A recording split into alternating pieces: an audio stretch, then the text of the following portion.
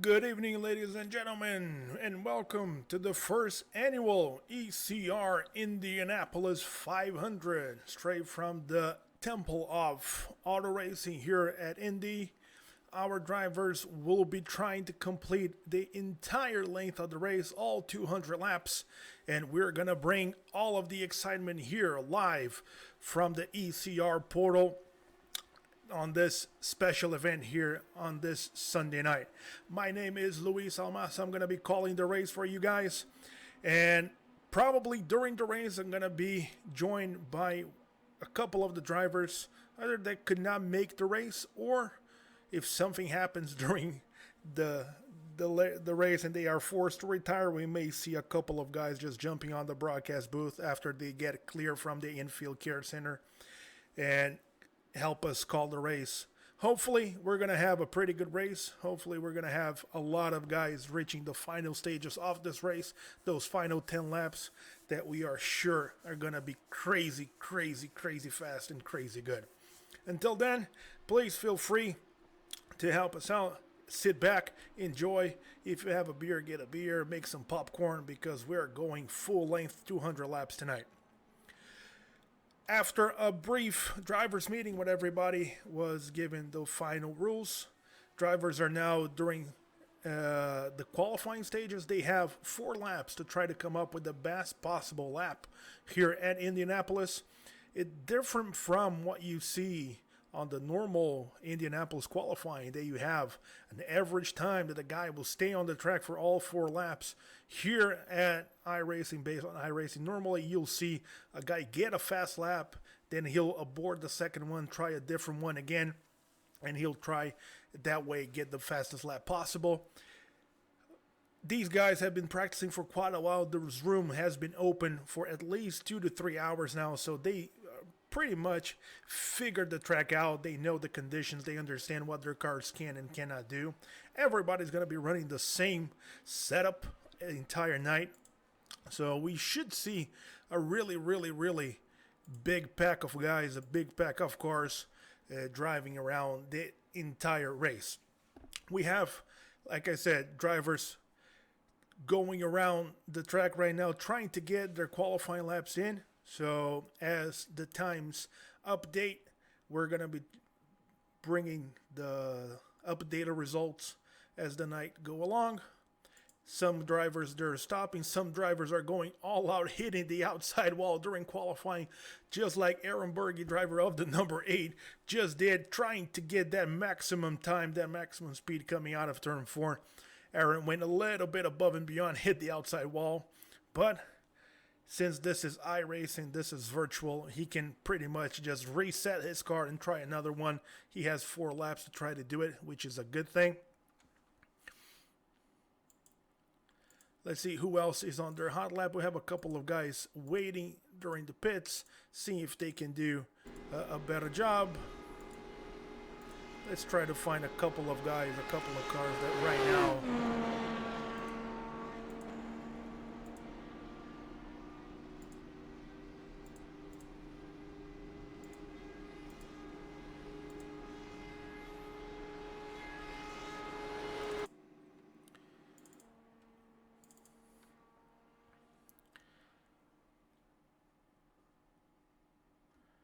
Let's see, right now,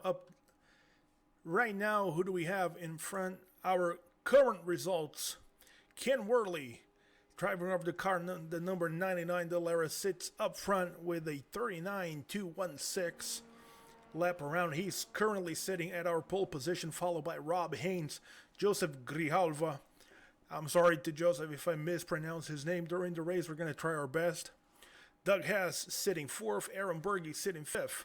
Stephen Massey 6th, Mark Figueroa 7th, Trevor McManus 8th, Justin Michael 9th, and then Anthony Titchener rounding up the top 10. A lot of drivers still going around trying to get that fast lap in.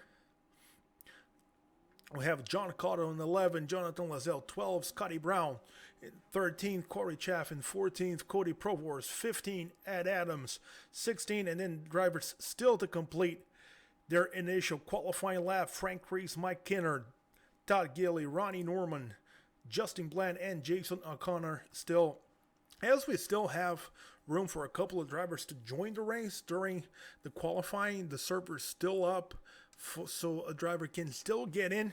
Once the qualifying ends, then there's no more room, there's nothing they can do, and they will be forced to watch the race from the pits or here with me in the booth. So we have a couple more drivers trying to get their laps in.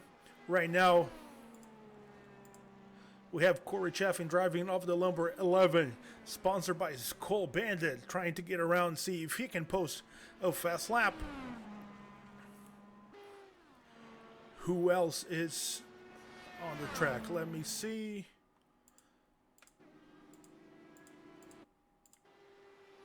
Mark Figueroa with the National Guard paint scheme, also trying to improve his lap. He's sitting 7th right now. You know what? Let's ride with Mark Figueroa here. Let's go inside of his car just to see the speed. Well, we were going to do that. Now he pulls his car aside. Let's see who else is. Here we go. Let's go with Justin Michael. Very, very fast driver. Let's go on board with Justin Michael for a qualifying lap here at Indianapolis.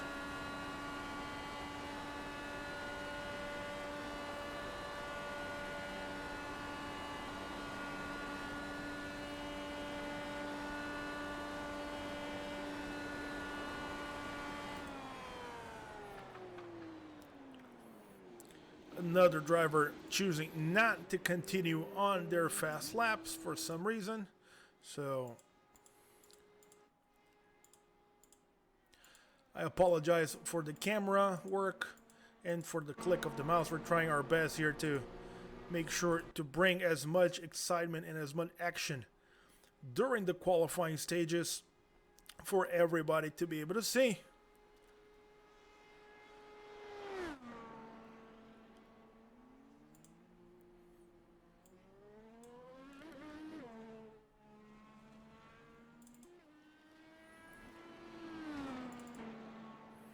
Here we go. We have Aaron Berge. Berge's on his fast lap. Now we go. Let's see if we can go on board with Aaron Berge for a lap here in Indianapolis. No, we're not.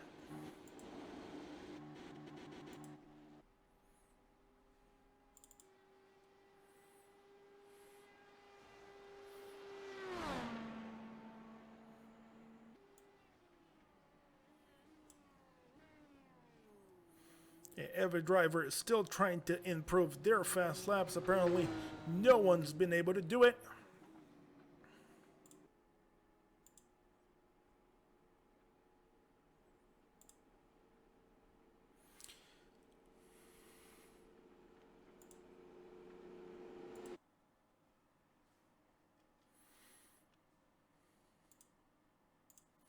So here we go again with... Whoop.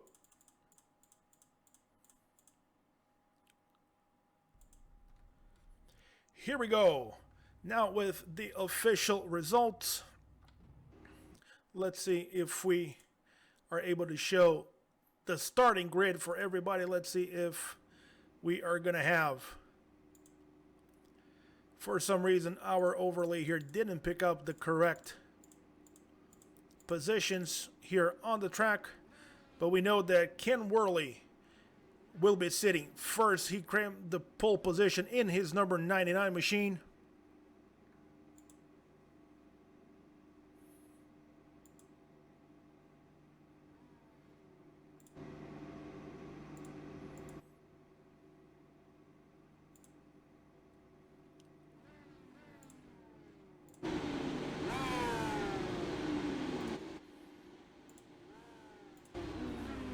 Here we go, Ken Worley, driver of the number 99. We're trying our best here to bring you the drivers as they sit.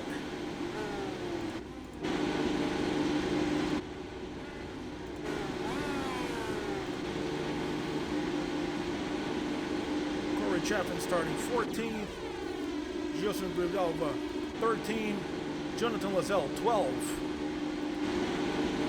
Ed Adams starting 11th, Stephen Massey starting the number 10. Aaron Berge starting the 9th position. Mike Kinner starting 8th. Doug Haas starting 7th.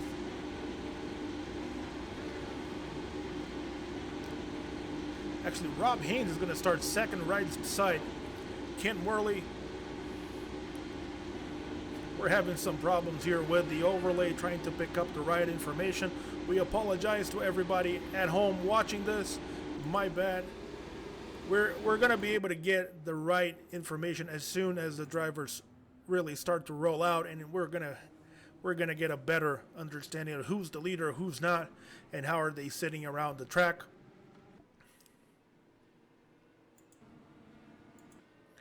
So once we have this updated and everybody is around the track, it's going to be easier for us to understand where they sit, how they are sitting, where they're starting, and the whole pack driving around for the 200 laps we're going to have tonight here at Indianapolis. We can tell for sure that Ken Worley starting on the pole position. He's that black and yellow car on the inside. He's followed by Rob Haynes on the outside, getting P2 for today's race.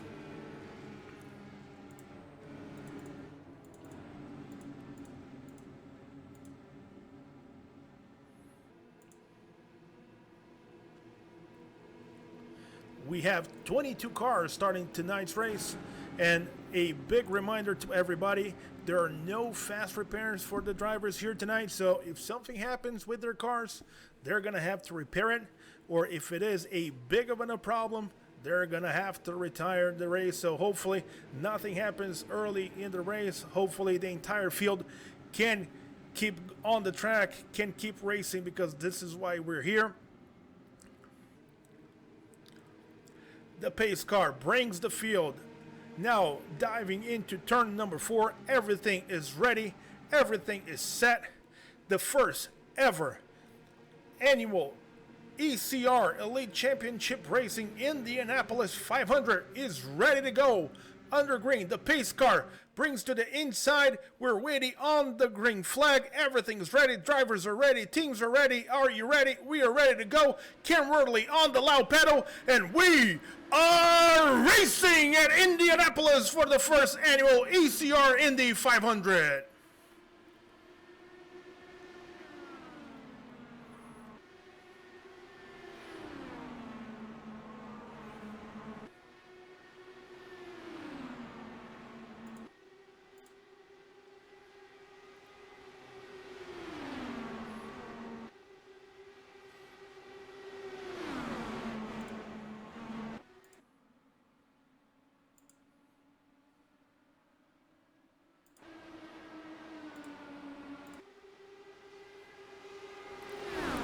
As they close the first lap, Ken Worley brings the field, but Rob Haynes is on the inside trying to take the first position, diving into turn number 1, bringing with him Stephen Massey on the inside.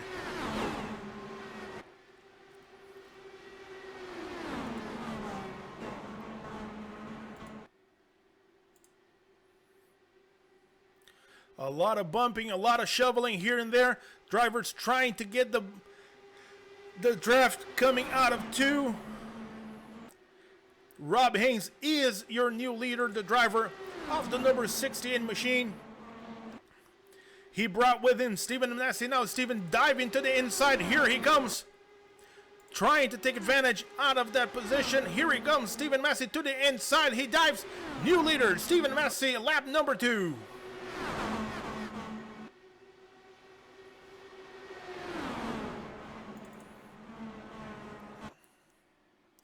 Oh, a big wiggle here on the exit of turn number 2. The driver going all the way to the inside. I think that was the 77 of Joseph Grijalva, as we have our first caution of the night.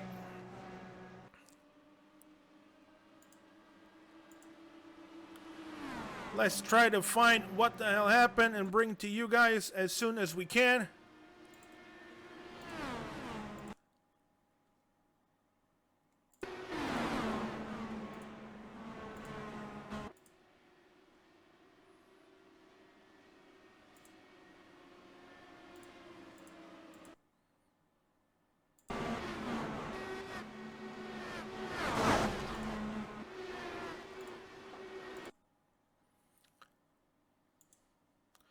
There we go. We were able to find it.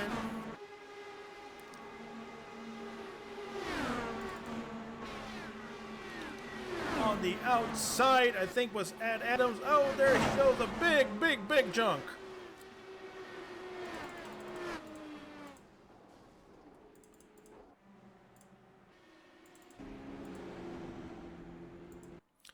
Let's bring it back one more time.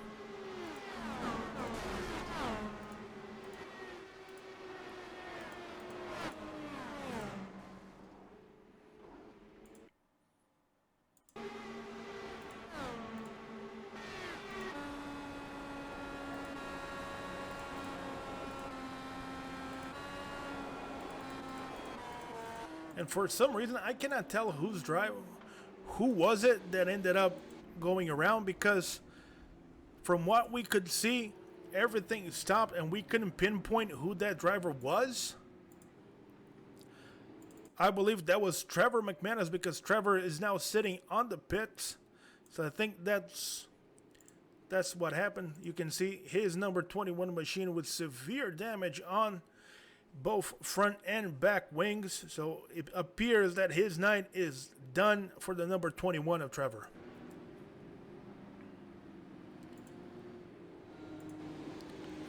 We have a couple of guys choosing to come in for a pit strategy. Corey Chaffin's one of them. Scotty Brown is another one. But all the way up to the front, Stephen Massey, our leader, followed by Rob Haynes, Justin Michael, Anthony Titchener, Ken Worley, Joseph Grijalva, Jonathan Lazelle, John Cottle, Adam Berge, and Justin Blend, rounding up our top 10 here in the initial laps. Only lap number 5 of 200, so a lot of race to go. But we were able to see a couple of side-by-side action, a lot of overtaking here and there. So far, a lot of action from our drivers.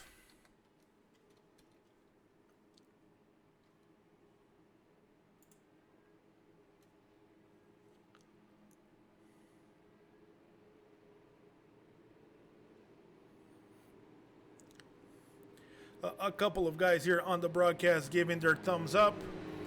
So Scotty Brown, who also does a lot of broadcasting for ECR here, broadcasts officially our Truck Series races on Monday night. He also has sometimes issues with the grid from the overlays, so a little bit of a challenge that we have here. Not just us, so a little detail here and there. But we have a couple of guys watching the broadcast. If you're watching the broadcast, want to leave your comment, wants to ask a couple of questions here and there, wants to place or bet who you think is going to win tonight's race, please give us a message and we'll see what happened. I believe we have a visitor here in the booth. Trevor, can you hear us, bud? Yeah, buddy, I got you. There you go. We said that depending on what happened on the track, we might see a couple of drivers taking a little bit of a stroll here towards the broadcast booth. And we were able to catch on the replay what happened to your car. You took one hell of an airtime here on that coming out of turn number 1.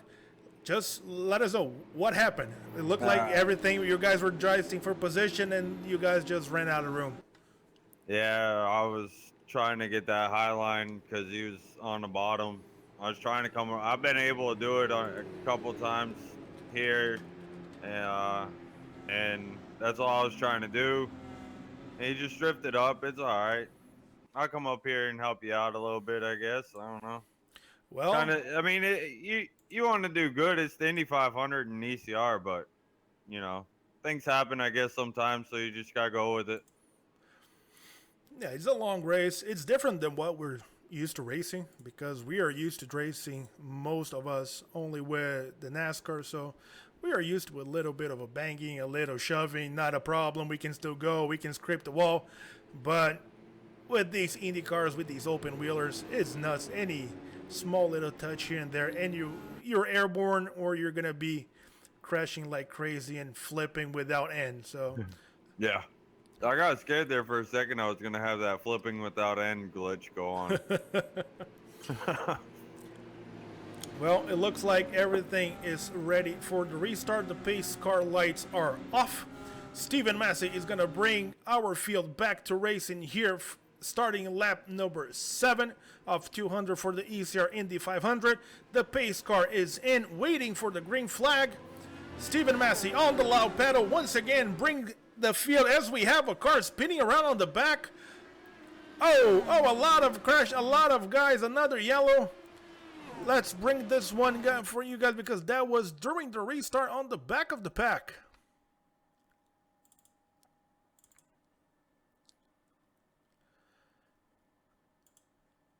Let's see if we can pinpoint who it was, but I saw a car. Oh, there you go, up in the front. Corey Chaffin was involved.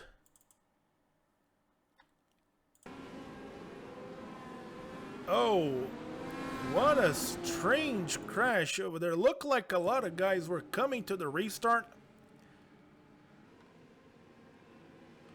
And all of a sudden the line didn't move. Someone forgot to go and then they went around. A lot of collisions, just guys just getting... Oh, and then up front we have more guys going around. We have 2 cars banging together. One car completely, one in reverse.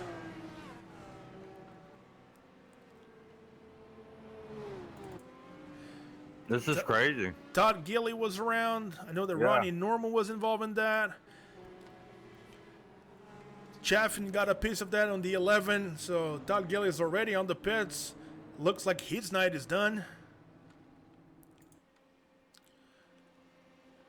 Up in the front, Stephen Massey brings the field.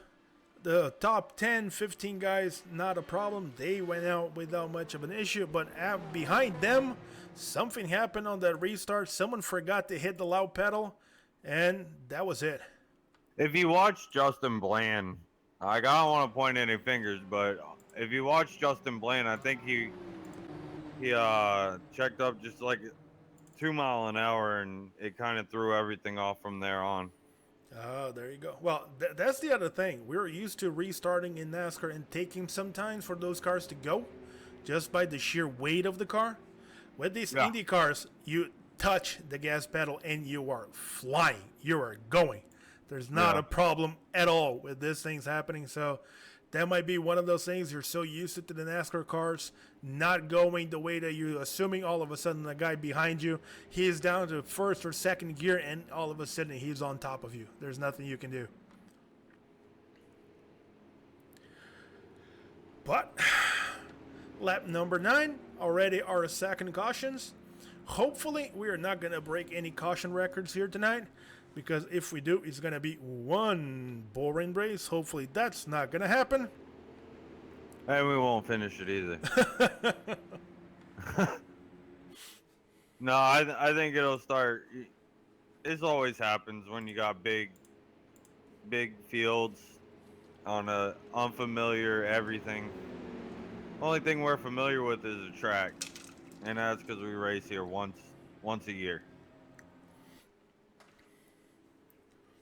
Yeah, even though guys did a lot of testing and there were a bunch of sessions with the iRacing official Indy 500 happening this week, we had a lot of chances to go onto the track and practice with these Indy cars. It's still a completely different thing from when you're doing pit parties or when you're doing the regular standard practice on an official server. When you go into the race, when it's go time and you have to pretty much give everything you got and then some, the adrenaline just go off the charts. It's the tensions mount, and every small little detail that you can get away with during the practice, there's no way you're gonna get away during the race. Guys are just too close, too fast, and a small little mistake here and there is more little wasted time in a small little movement. Then a crash might happen. A guy might all of a sudden hit you on the back, spin you around, and it's not of his fault. He's expecting something completely different. He's ready to go, and the moment he saw someone all the way up front hitting the gas and going, he's doing the same thing. So part of the race, nothing we can do. Pace car is still with the yellow lights on top of it, so this means we are not going to go green right now. That means we're going to go around the track one more time. This is one of the reasons, right, why we don't want to see cautions here.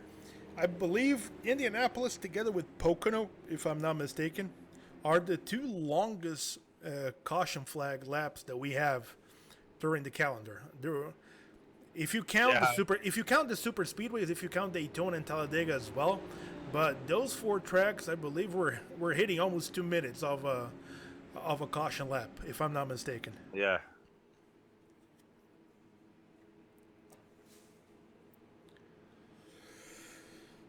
Well, let's. Aaron Berge ran a 1:59. Is the last lap. There you go. Yeah, we have 2:01 for the leaders, 2 minutes for the guys in the middle of the pack. The guys coming from behind the pack with a little bit more room, 1:59. We have guys coming out of the pits with a clean track having to catch up at 1:47. So a lot slower than they were going under green. So let's take this chance right now just to show everybody at home the current results of the race. So right now we have Stephen Massey leading the field in the number 97. Rob Haynes is second. Justin Michaels third. Anthony Titchener fourth. We don't have Anthony's number on the broadcast because he's one of the drivers running with 3 numbers, and our information here only went until 99, so apologize for that. But he's running the number 187.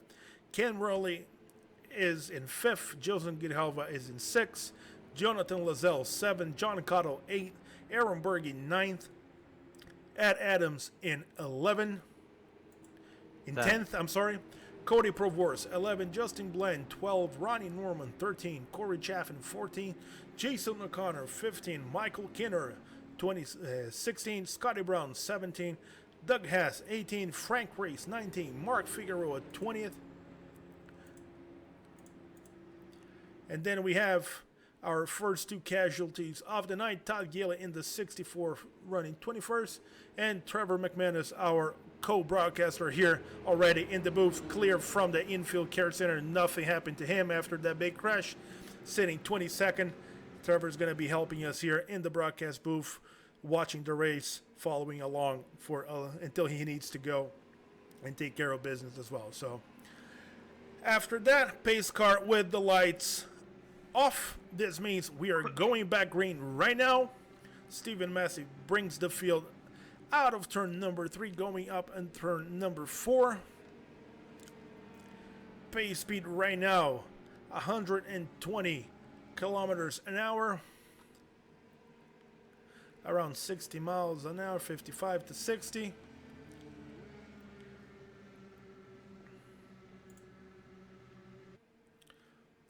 Here we go. The pace car is out. Stephen Massey back on the gas. Green, green, green. Here we go. We are racing once again here at Indianapolis.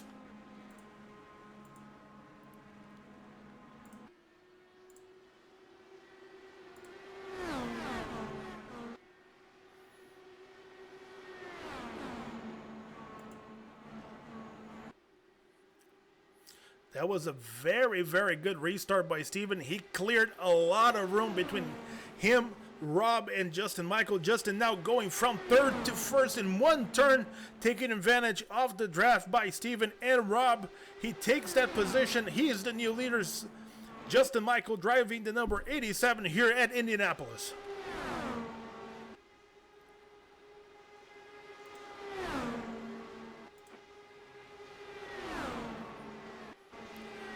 Nice action out front here. Yeah, behind we have a fight for the lead. We have a fight for the 7th position between Jonathan Lazelle, Ken Worley, and Joseph Grijalva. They're all fighting for those positions. A lot of different battles here in the front, in the middle, in the back of the pack.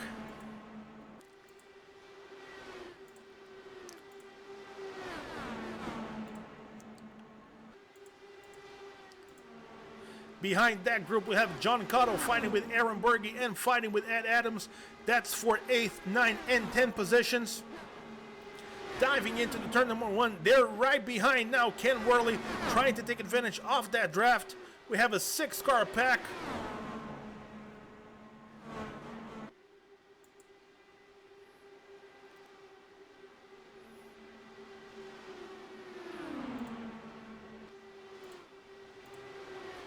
Behind them, a fight between Justin Bland, Scotty Brown, Ronnie Norman, and Cody Provorus. That's for 10, 11, 12, 13, and 14.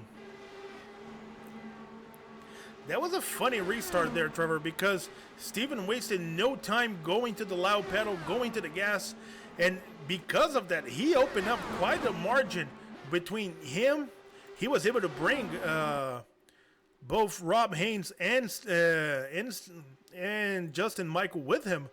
But out of that, we see now a big gap forming between the top 3 and the rest of the pack. Yeah, you got the top 3, and then there's like 5 or 6, and then you got 10th through 14th. They're all in a little pack. You got these little packs going on. I think that's going to make some longer green flag run here. But these 5 with Aaron Berge and Joseph Gravava, and they're racing, man. Oh, Joseph just got in the wall. The blue car's in the wall too. He's stuck on the wall. And Joseph went all the way to the inside. I believe the car on the wall, that's going to be John Cottle. Oh. Let's see if we can bring back here what happened. On the replay, you see Joseph going all the way to the wall. When he comes back, he hits. Once again, let's bring all the way back. Let's go with John Cottle inside of his machine, see if we can figure out what happened. We'll see Joseph on the outside. When he comes back, he ended up touching the 07 machine, and then John had nothing. He has nothing that he can do. He just loses control of the car, ends up on the outside wall. Unfortunate for him. It was not his fault at all. No, the track's really dirty. I don't know if you're seeing it on the broadcast. You probably are, because your graphics gotta be like 3 times as good as mine. But if you look, there's a lot of dirt on the track. Like, this track is really, really dirty, except for on the racing line. Anywhere else you go, you're hearing rocks kick up and seeing the dust fly up. That's what happened with Joseph. He got up there in the marbles and he hit the wall, and when he came off the wall, Cottle was there. And when that happens, you don't know that they're gonna come down as fast or how far, and there's nothing he could do. He did a very good job of keeping it up in the wall and not collecting other people. And it's one of those things, because that's the racing line, that you go all the way to the inside of the turn, and then you need to let the car pretty much float to the outside wall so you can get the right angle going into the next one. There was no way that he could know that Joseph was on the outside and was going to come back, so there's no way that he can even see. That was completely on his blind spot. So unfortunate for him. That seems to be the end of his night. We have another car that is sitting on the pit road right now with problems. That's Mark Figueroa. So bodies are starting to pile up, and we're starting to see more and more cars.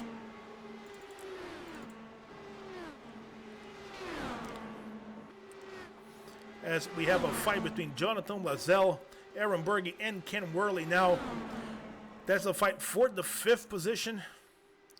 Jonathan just went by Aaron Berge. Aaron now on the backstretch trying to get that draft. See if he can try to dive into turn number 3. Couldn't do it. Just oh, but almost a touchdown. Almost. Oh no! There he goes. There he goes. Oh, what a big crash! What a big crash involving number 13 of Jonathan Lazelle. Oh no!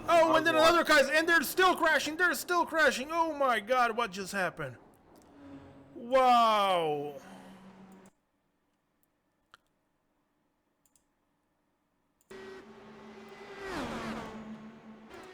Let's go with Jonathan's ear, see if we can understand what happened. He is coming out of turn number 2 on the back stretch. Not a problem. He's being followed by Aaron Berge.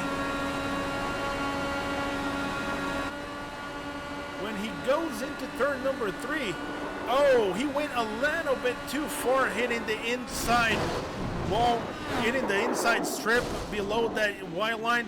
And then when he was coming back, he just got nailed by another car coming from behind.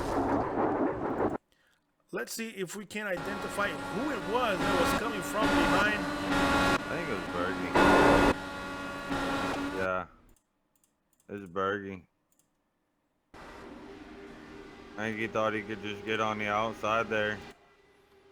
If you hear Bergie when he comes out of, I think that's turn 1, isn't it?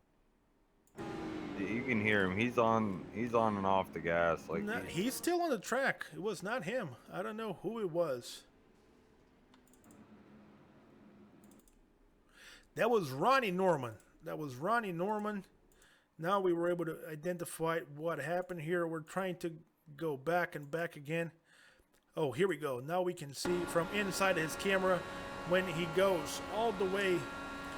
We went all the way back when he was coming out of turn number 2. He's on the back stretch. Jonathan Lazelle's going to be way up front. Ronnie has a car to his inside. He's fighting for position. Oh, that was the other thing. Ronnie was fighting for position with another car, so he had someone on the inside. Yeah. That's why he couldn't check up as well. So that's why he couldn't get down to the bottom. He hit the brakes as soon as the smoke cleared. He couldn't see through the smoke. I couldn't.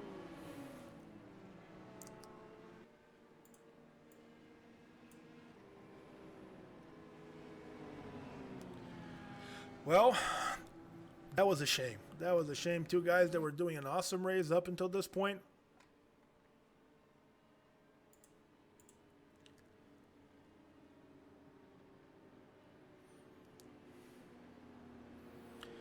Well, our leaders with this incident, they now take advantage of the fact that they could come in and do a pit stop. So a lot of the front runners already with one stop here during the race. You gonna come in and pit? You're out there, you gonna come in?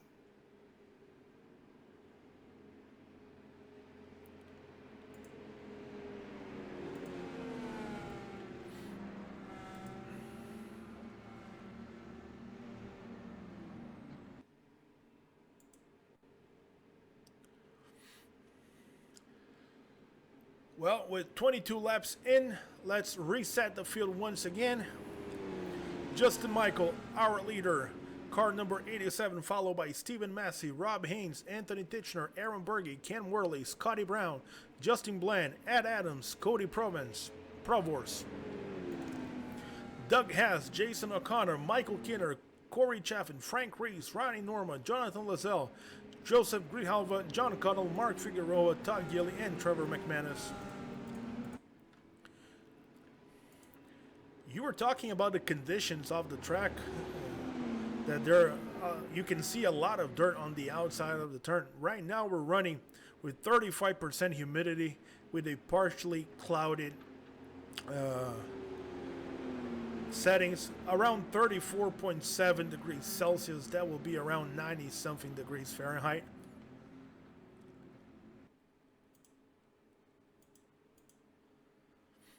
The track temp is 92. So there you go, 92 degrees. It's not the warmest thing that we've ever seen, but it should be. No, the air temp is only 66. Yeah, so the temperature on the track shouldn't be one of those factors that are going to make these guys going all crazy loose or all crazy tight, like we've seen in years past. So conditions are pretty optimal for them to drive around. Yeah, they're nice. It was nice out there. I was actually excited. I was in the top 10 when it happened. I mean, and when there's real money on the line, you know, it turns into a whole different thing. Everybody gets a little bit more aggressive. Everybody wants to fight a little bit more for a position here or there. Well, a lot of guys trying to fake out another drivers here. Apparently, only the guys that were running on the back of the pack from Justin Bland back up to come back in, get another fresh set of tires, top it off with fuel. Nothing to lose. They're already on the back of the pack anyway, so why not just try to get a little bit more comfortable, fresh set of tires. Make sure that you have all the gas that you can. And Trevor, as you mentioned the track, the conditions. Now we were able to see as they were making their way into turn number 1 and 2, when they were driving a little bit outside of the normal line, we could see the little pieces of pebble just running around and just flying off the cars. So Yeah, I mean, the track's really dirty. That's why I think if you see somebody get up there like that, you're along for a ride at that point.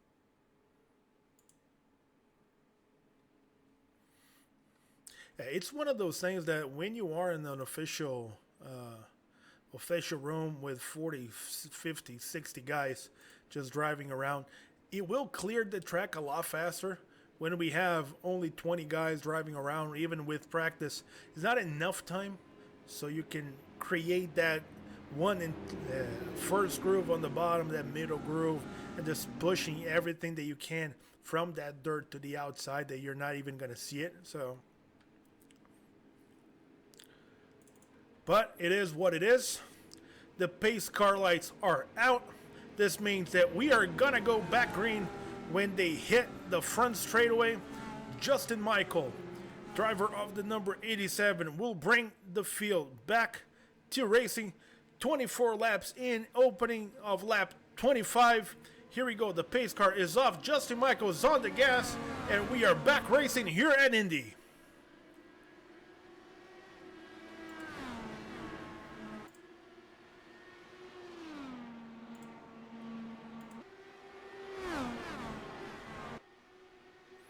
Another really good restart from the leader, taking advantage of the fact that he can go whenever he wants. Him and Stephen Massey already opening up a little bit from Rob Haynes, who's now having to fight Anthony Titchener for the 4th position. He's needing to fight Aaron Berge for that 4th position.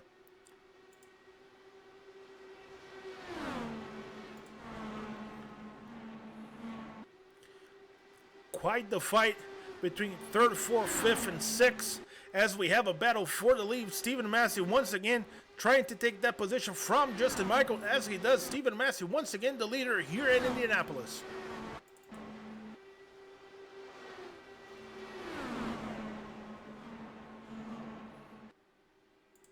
Yeah, but you know what's going to happen if they keep on battling like that up front.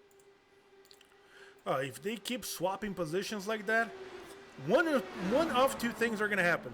They're going to pull away because they're going to be helping each other with the draft, or because they're not going as fast as they could, that big pack of 4 cars coming in between 3, 4, 5th, and 6th, they're going to be on their asses in no time.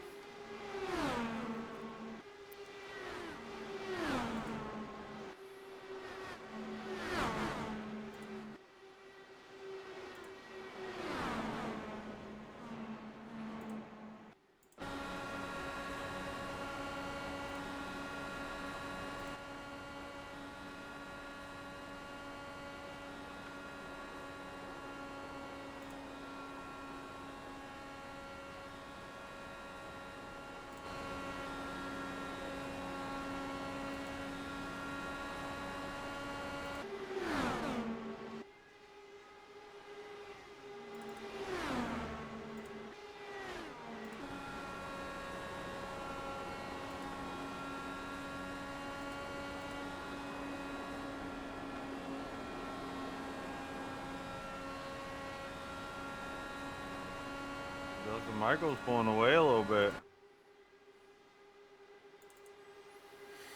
Yeah, in the last couple of turns, he was able to broke away from Stephen Massey from the draft. Stephen, something happened. He couldn't stay tucked in behind that number 87. But it looked like that was just momentarily. Stephen now on the front stretch, using that draft power, using the power of the draft, getting very, very close. But couldn't jump in. He was still a couple of car lengths behind. Had to take the foot off the gas, had to let up a little bit. Otherwise, he was going to be flying straight into the outside wall.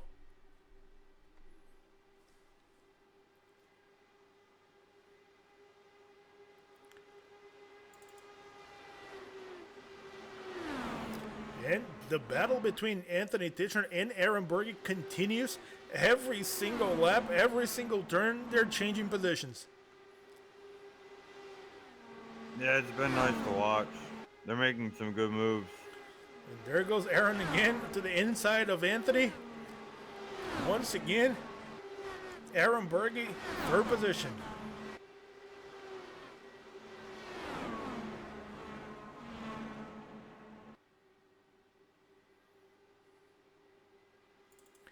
Another. Well, Go ahead. after they're getting a couple of laps, the second car's starting to have to light up coming out of the corner now. It ain't been that long either.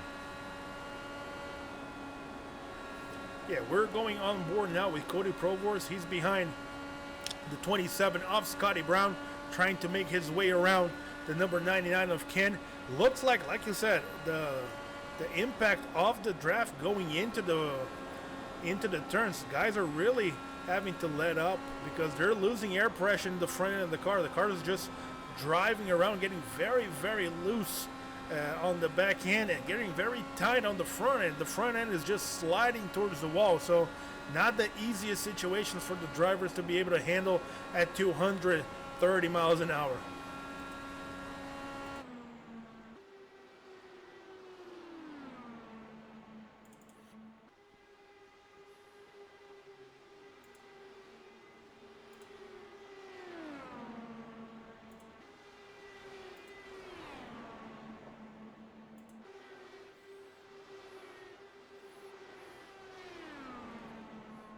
One driver that is making his way through the field is now sitting in 8th is Doug Hess. Doug started all the way to the back and is slowly making his way position by position.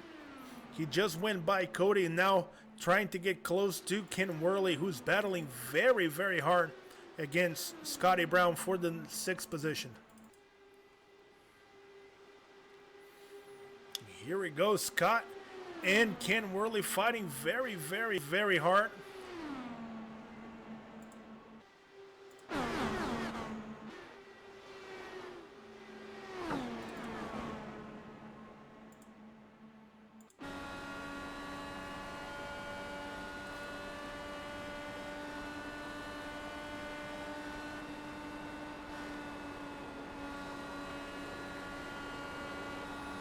Let's see if Doug Hess can get very close to Ken Worley now as they come out of turn number 4.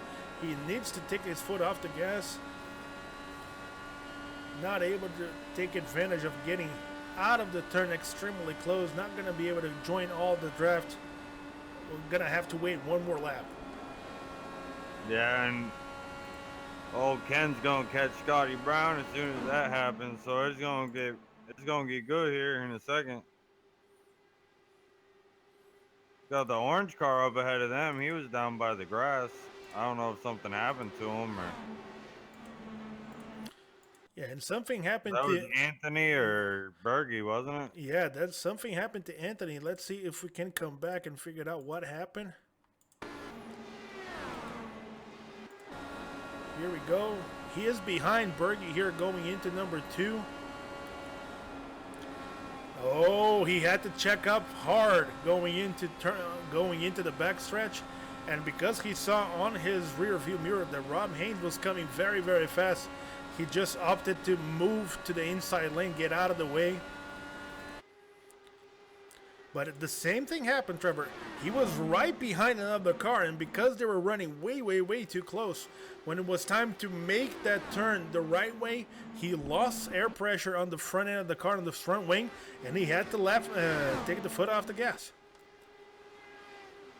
Yeah, same thing when you were explaining that happened to Ken Worley and Douglas Hess got around him.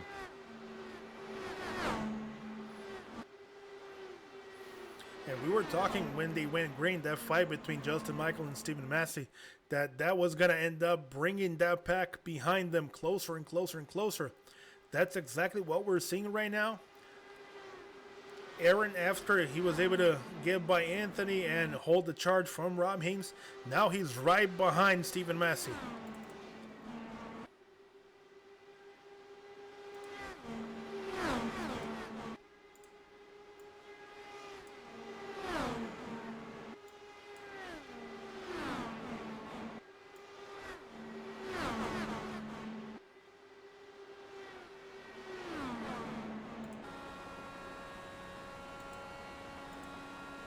Is he the fastest car on track right now? He did turn the fastest lap around last time with a 40.083. Our leader, Justin Michael, ran a 40.474, 4.680 for Stephen Massey, and everybody behind outside of Berge running 40 flat. The fastest guy around the track was Ken Worley with a 40.2.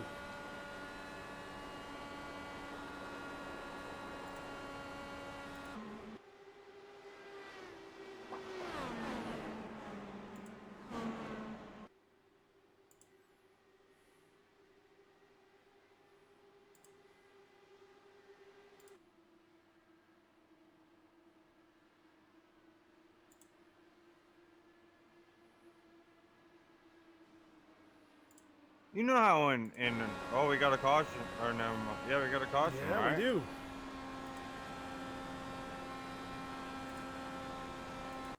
Let's see if we can figure out What's what that happened. somewhere?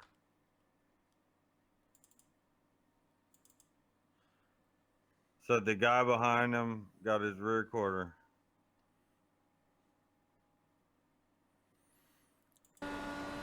Who was it? Douglas S. Someone behind Douglas S. Or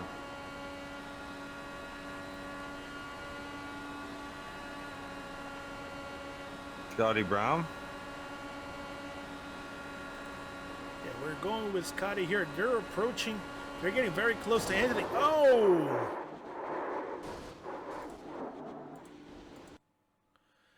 Scotty and Doug were fighting very hard. Apparently, Doug got loose on the inside. We're going back again here. Yeah. We're going to ride with Doug Hess.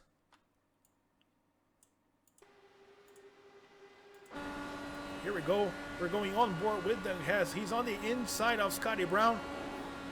The same thing that happened with Joseph a couple of laps ago when he went and lost control of his car.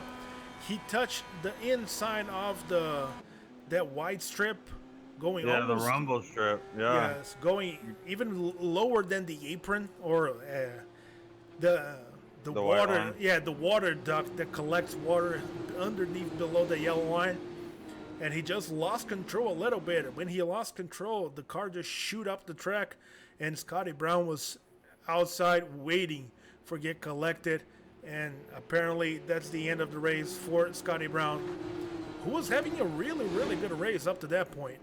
Yeah, he was, and he likes these Indy cars. He really does. He was excited for this. It's sad to see something like that happen. Yeah, watching the I race mean, out of pits. you know, us in ECR, we hate to see anything happen to anybody else, right? I mean, because we spend 3 out of 7 of the nights pretty much around each other, and some of them even more than that. But you know, it's just a part of racing. You're gonna see it. Yeah, it's not when you make a mistake and all of a sudden you find yourself on the outside wall. That's one thing, but and even when you are fighting for position, when guys are just side by side, that happens. It's part of the game. When it's something that it's absolutely outside of your control, you have nothing to do with it, and you just become a passenger of something, that's when you have a little bit of a sour taste in your mouth. But it's part of racing. It happened before. It's gonna happen again. And the person that says, "Oh, that never happened to me. That's never gonna happen," is lying, or Yeah. he's not racing. So Right. that's easy. He's safety rating racing. If you ain't never had that, that's just part of hard racing, and we're all used to having fenders too. I think that really throw people in. Yeah, we're just not used to driving around wrench. without the bumpers. That's the Yeah, problem. the fenders.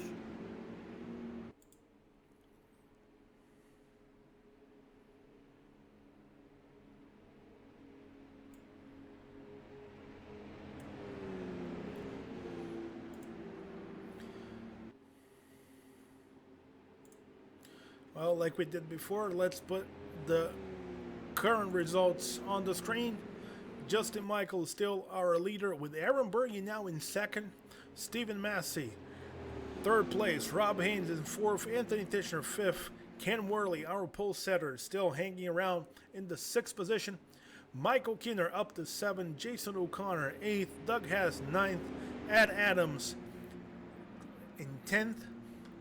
Cody Provorst, 11th. And then Scotty Brown in 12th, still trying to fix his car, and now out of the race apparently officially. Justin Bland, Corey Chaffin, Frank Reese, Ronnie Norman, Jonathan Lascelles, Joseph Grijalva, John Cottle, Mark Figueroa, Todd Gilly, and Trevor McManus, our 22 drivers that took to the track tonight.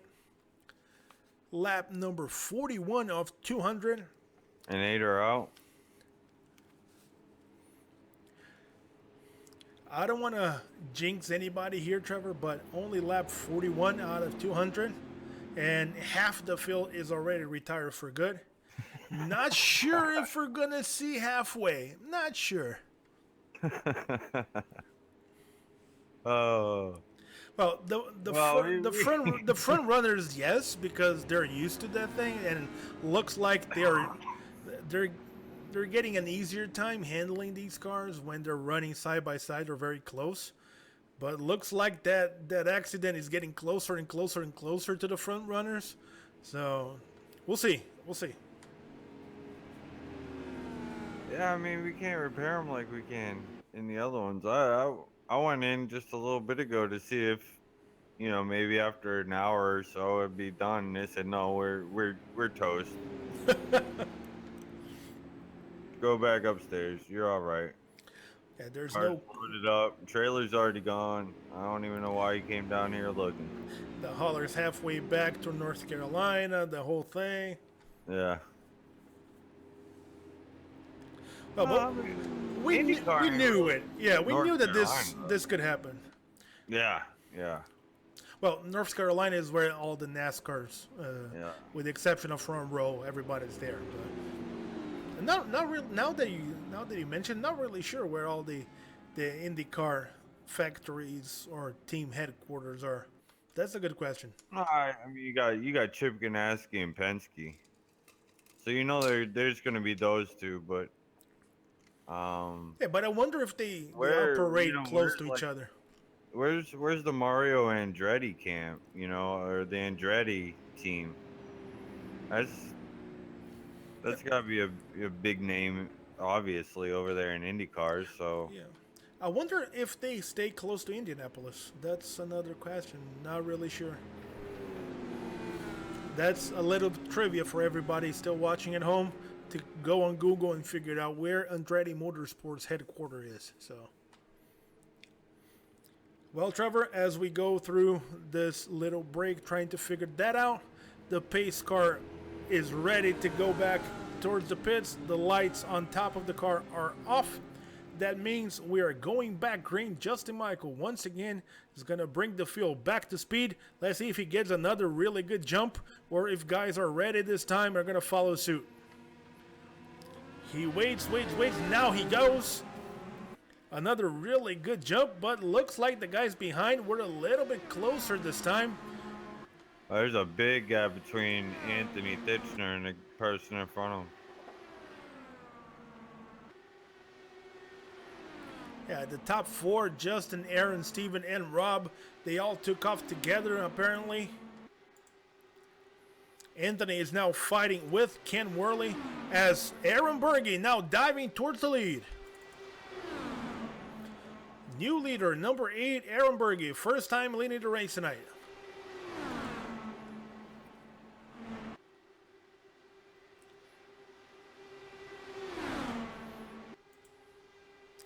And look at that fight. 1, 2, 3, and 4 on the same picture. They are almost identical crossing the line.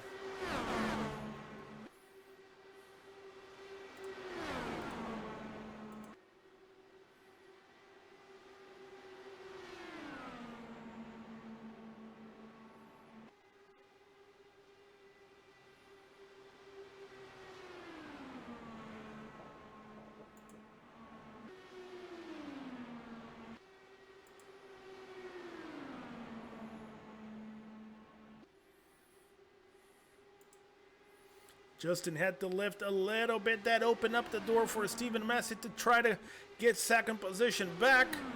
Not enough time as they came close to the end of the front stretch. Now Stephen have to check up. Rob Haynes diving to the inside. That was a close one. That was a really, really, really close one.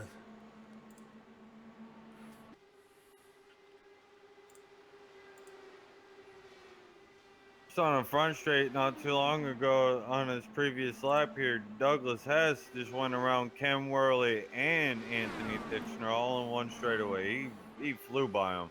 Yeah, we're watching now that fight as Anthony went by Doug once again. That allowed Ken Worley to come back, get on the draft. Now Doug went around Anthony once again as they dive into turn number 1. Looks like that's a little bit of a trend now, Trevor. We're seeing like these 2-3 car packs, and they're fighting like every single lap at every single corner. Yeah, I mean, you think about how a draft works in just the truck series. These ones, I think, are putting in a way bigger wake and way less drag on the car because of it. So they're just getting these huge runs at each other and leapfrogging. Yeah, we just saw behind that fight between Anthony Ken and Doug Hess a big overtaking by Jason O'Connor going around Mike Kinner. Exactly like you said, like this huge bubble of air that the driver can just get sucked in by the guy going in front of him. This huge draft package, all of a sudden he's like 10 miles an hour faster. Yeah.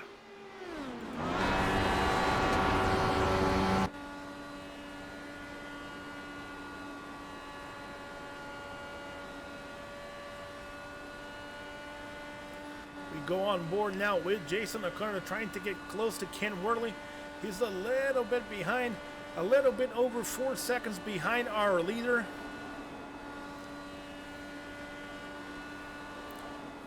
Oh, here he comes. Get a massive, massive push from that draft from the back of Ken Worley. All of a sudden, he was losing control of the car. Had to check up, and that opened up the door for Michael Kinner to come back once again and take that position back. Oh, wow, they got a big old group here, huh? I was riding along with Ken Worley for most of those laps right there, just watching. I didn't know they had like 6 of them again right here. Yeah, Doug has in 5th, Anthony in 6th, Ken Worley 7th, Michael Kinner 8th, Jason O'Connor 9th, Ed Adams in 10th. Whew, that was close. Look at Adam going inside. Whew, between Ed and Jason O'Connor. What a fight. Now they go trying to go by Michael Kinner, one on the inside, one on the outside. What a fight. That was a good save by Kinner. Yeah, really good awareness, like, oh no, I'm not going to put my car in here. Something bad's going to happen. Yeah. Oh, we got one on the pit. Who's pitting? That's Anthony. Anthony decided he pulled his car all the way to the inside, almost locked his brakes. Not sure if something happened. He towed in.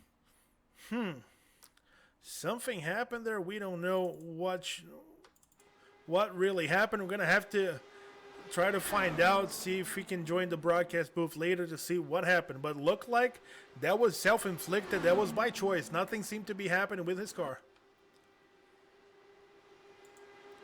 As we go back towards the front, because Aaron Berge is tucked into the gearbox of the car of Justin Michaels going into 1 and 2. They are completely sucked in one to the other. Us NASCAR drivers over here trying to bump draft. I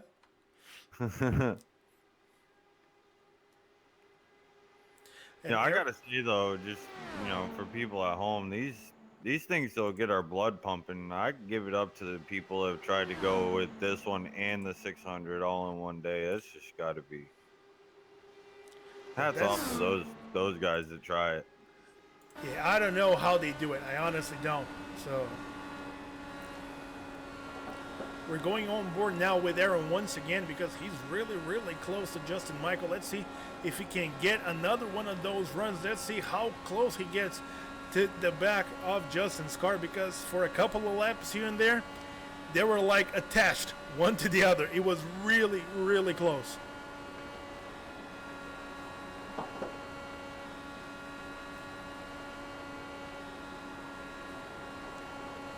Here he comes once again going into the front stretch. He's bump drafting him. He really is.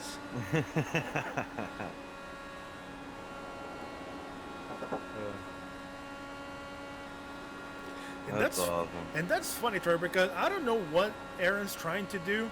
I'm not sure if he's opting not to go by Justin, like being very patient and being very happy where he's running, just taking advantage of the draft, just sitting there chilling, or if this is part of a bigger strategy, trying to save fuel, trying to do something different. I don't know. I honestly don't know what he's trying to do. Because there he goes again. He's really opting not to try to pass. Well, maybe he's trying to get away because he knows that when they pass each other, it's going to be crossover, crossover, crossover. And I'm on TV too with watching Bergie, and I'm barely even seeing the people behind them until they get on the straightaways. Now in the corners, how they have their corners, you don't see third and fourth anymore. They're pulling away really far. Yeah, Massey and Rob Haynes, they're running 3 and 4. Stephen Massey and Rob Haynes, they're now 3.2 seconds behind the leader.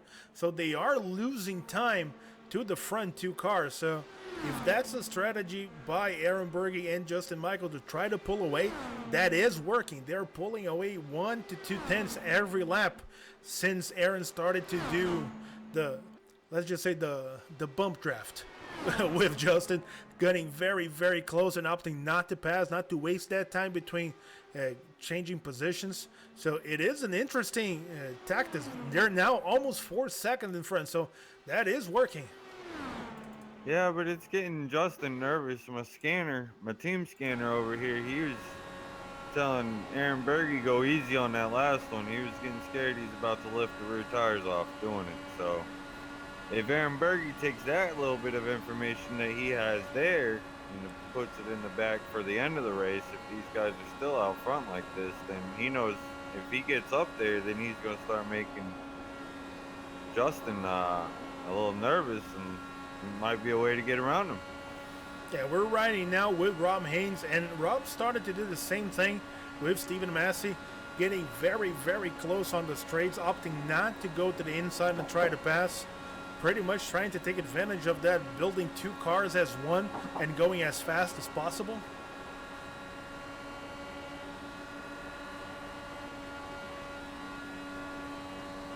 He's not being as efficient as Aaron was, getting that close.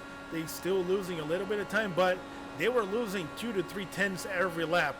Now they're running pretty much even, so I believe that they saw what the front runners were doing and they're trying to copy, or Aaron all the way up front listening to what Justin was saying. Hey, take it easy. I'm getting nervous. You're going to get us both killed. Like, cut it out a little bit. We have a good lead. Let's just run. I mean, if you look at the way that Justin and Aaron were running, they were mirroring themselves going down the straightaway. If you look at the way that Rob Haynes and Stephen Massey are trying to do this, you can see that they're both running 2 different lines. And when that happens, you got one car trying to come up to meet you and you're trying to go down and meet it, and you can't get really tucked up behind each other because you're just nervous that you're not squared up. I mean, they got to know that there's a certain way to do it and not to do it.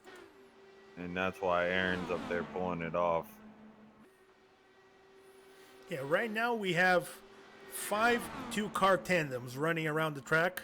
So we have Justin Michael and Aaron Berge, Stephen Massey, Rob Haynes, Ken Worley, Jason O'Connor, Michael Kinner, and Ed Adams. Those are those little packs of cars running around. They're running nose to tail in these 4 groups. So it's pretty funny to see. Almost reminds you of the old super speedway days when they used to tandem draft, huh? Mm-hmm. The only guy without a partner right now is Cody Provorst, but he's now sitting one lap behind. I don't know if he just had to pit for something that happened or if it was a scheduled pit stop, but he's now sitting one lap behind.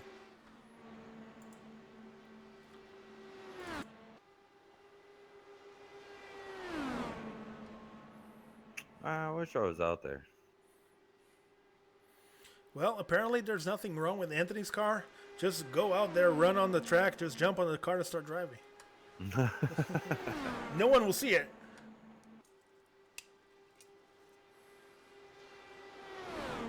If I could, I would. Yeah, I don't know if Anthony had to stop for some, because for everybody watching at home that don't know this, Anthony is the ECR president, so I don't know if he had to stop for some issues going here and there, so.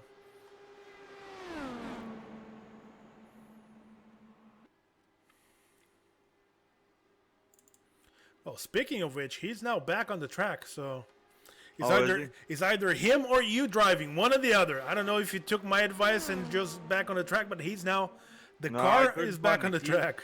I couldn't find the keys. I ran over there real quick, but yeah, he's back on the track, 11 laps behind, but he's back on the track, so that is one weird set of circumstances that he's going to have to explain to us what the hell happened. he's not gonna get away without explaining. Oh no. And hopefully nothing serious happened. It was just like a pit stop that he needed to make. Oh, he's 11 laps down. So there's gotta be something. Something must have happened at the house. Yeah, yeah, probably.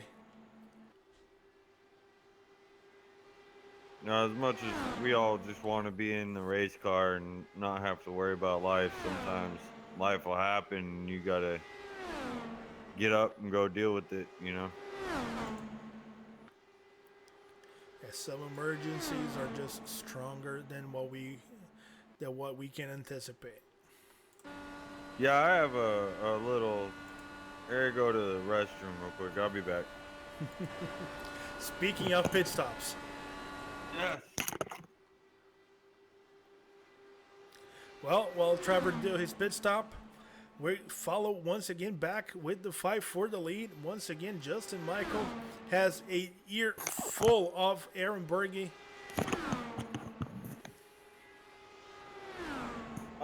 I put my headset down and Ed Adams coming out of, I believe it was 2 on that last lap, got really sideways, went all the way down below where the grass was and came back out. Well, let's see if we can figure out what happened. He's now making his way towards the pits. He's just running by himself and coming out of turn 2. Yeah, we're now showing the replay. We went all the way back. He was running behind Michael Kinner for a while, so let's see what happens during the next couple of turns. See if we can identify what happened with Ed Adams driving the number 41 machine.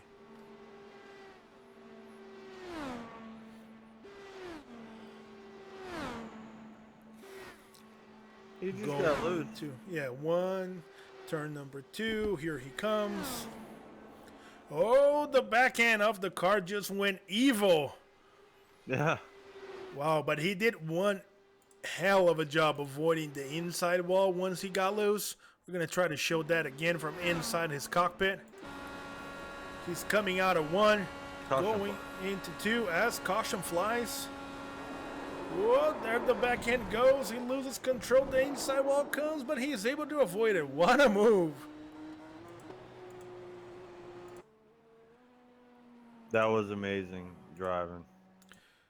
Do we know what happened there, Trevor? No, I haven't. The scanner hasn't said yet. Oh, Stephen Massey's front end is messed up. Let's go with Steven and see if we can identify what happened. He was coming on the backstretch, followed by Rob Haynes. Let's see if something happened between the two of them. Showing the replay. Oh, there he goes. He got loose, and then Rob right behind him. Nowhere to go. Collect both cars. And Steven does a massive, massive hit on the outside wall. Wow. Let's show that again. Now from the inside of Rob Haynes' car.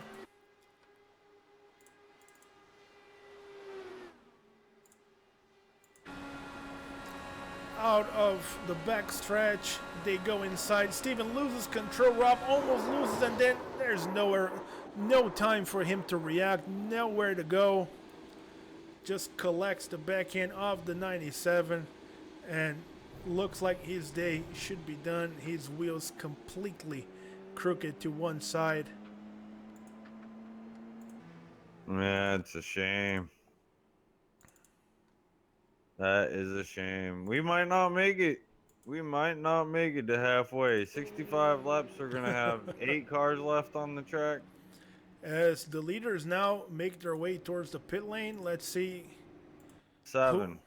who's going to come out first. 767 of 200. Justin Michael once again coming out of the pits first. Aaron Berge second. Ken Worley third. Let's see who comes out fourth. Jason O'Connor is now fourth.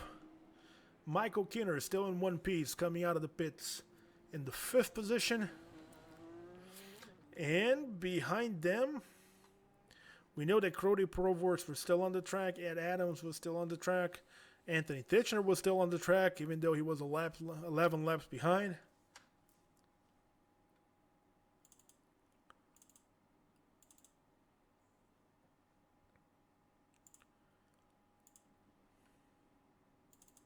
I don't know if they're gonna make it. Well, Anthony's once again parked in the pits. Not sure if he's continuing or not.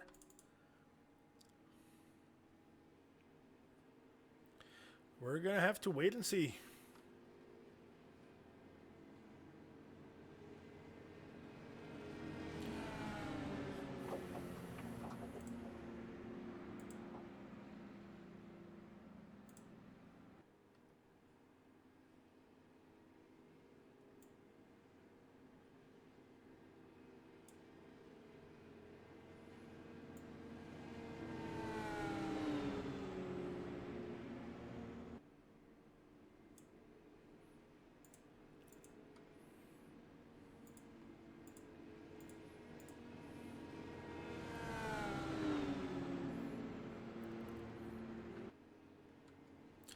That might be an information that we might want to check it out, Trevor, if you have the time to jump up on the main lobby and figure it out if we're going all the way to 200 or if we're going to go short to 100 like we did last year.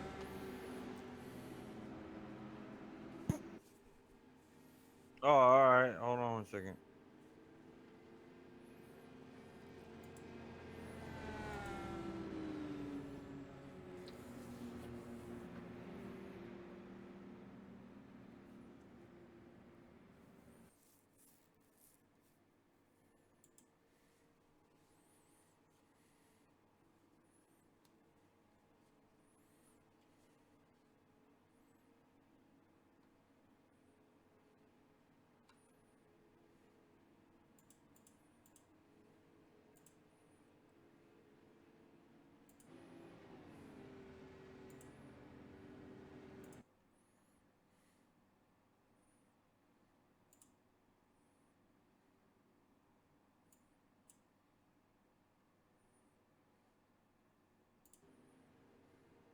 He said we're going all the way we can. We got 3 hours and 50 minutes to fill up. We're not going to waste 1 second of it. Yeah, I'm sorry to whoever's watching. Well, at see, home. they're doing something awesome, and they're actually giving out cash this year for this. $30 to the winner, 20, and I think 10. You know, it goes. So, you know, we gotta be as fair as we can and run it as official as we can. Yeah. Well, continuing the way that it is, in about 30 laps, we're going to have 2 cars running anyway. So this shouldn't take long.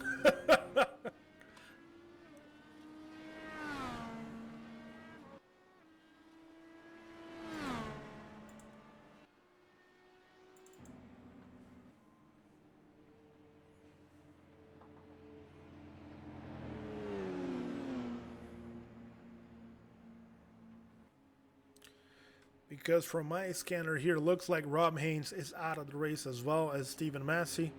So we have Justin Michael, Aaron Berge, Ken Worley, Michael Kinner, Jason O'Connor on the lead lap for sure. Looks like Cody Provorst and Ed Adams are just making their way. Now they just drove by the pace car and they're coming back to the lead lap. So we're gonna have 7 cars restarting the race on lap number 70. I'm sorry, excuse me.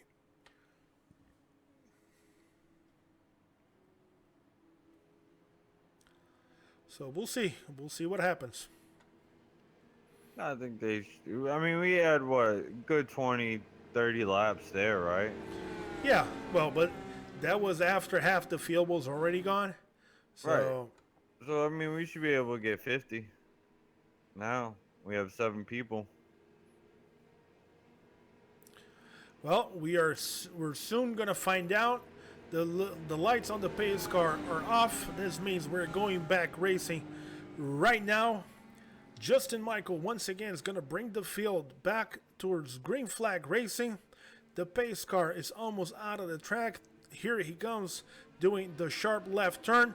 Justin Michael wasting no time. He's going green, green, green. We're back racing here at Indianapolis. Justin Michael starting lap number 70, followed by Aaron Berge and Ken Worley, rounding up the top 3 here at Indianapolis in the first annual ECR Indy 500.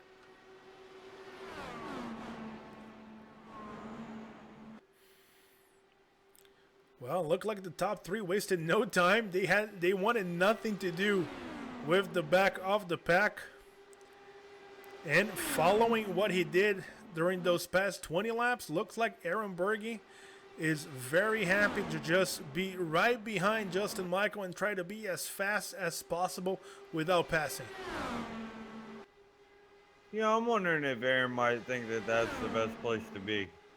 Because coming down to the closing laps of Daytona, where, you know, us NASCAR people know a little bit about a last lap draft pass, I'm wondering if that's what he's thinking here. And that's why he keeps on maybe coming out of 4 and just bumping them, because by bumping him, you know exactly where you're going to be able to pull out and be at least have a nose in on them by the time you get there. Yeah, if Aaron's been able to do that without losing air pressure on his front wings, without damaging his tires, and without losing control of his car, if he can drive like that, and they're being faster and faster and faster as laps go on, like, power to them, keep doing it. That's just the better strategy. It's just a weird thing to see, knowing that these cars create just an enormous amount of draft, and you do have the possibility of really change positions every other corner. So, but it seems to be really effective because both of them are now pulling away from Ken Worley in the 3rd place. So once again, they're going nose to tail and like a tandem draft cars, and they seem to be extremely efficient on the track without that major huge pack creating that massive bubble of air that everybody in within a second can take advantage of that.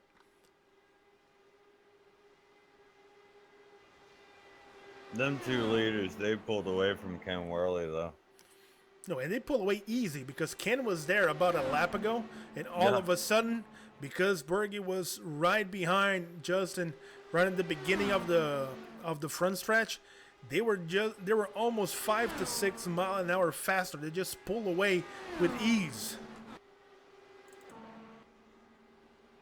I went out there on the track, pulled these guys, and nobody out here is against finishing on lap 100. So lap 100 will be the checkered flag, 100 into 101.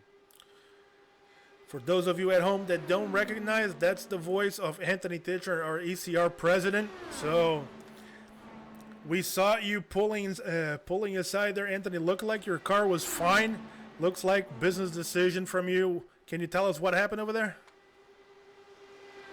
Yeah, baby started crying, and I really wasn't feeling it, man. It was really hard to pass in there, and just real boring, man. It wasn't much you could do, so I decided to pull over. My daughter was watching the baby for me, and I decided, let's just pull over, make it happen. Then I went back out, did a couple laps, but yeah, I don't know, it wasn't real fun out there for me.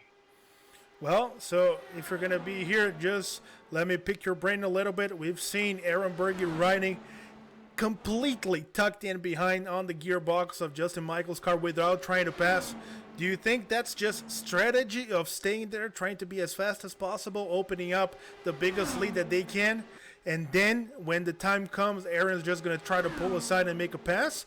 Or they have some sort of agreement between the two of them that this is what they're going to do, and eventually, when the time comes, it's open season. Whoever can get to that finish line first wins. I don't know if there's an agreement. I just think that is the quickest way around here. It's 2 on 2 on 2. If you want to try to get ahead of the guys behind you, you need to work with the guy in front of you. And that was the case when Douglas was behind me. He passed me, and I worked with him. I started bumping him, doing the same thing you see Berge doing, and we started catching them guys. But just if you don't have somebody to work with, it's kind of like Talladega, man. It's going to be hard to win this thing. And so with Aaron's strategy, he kind of just wants to keep pushing him, get ahead of the guys behind him, and that way he's only got one person to beat. I think that answers our question, Trevor. We were here trying to come up with the reasoning why in the world is Aaron doing that. So here you go. Looks like we were kind of spot on. That was just the easiest and fastest way around the track, and they could just pull away from the rest of the pack.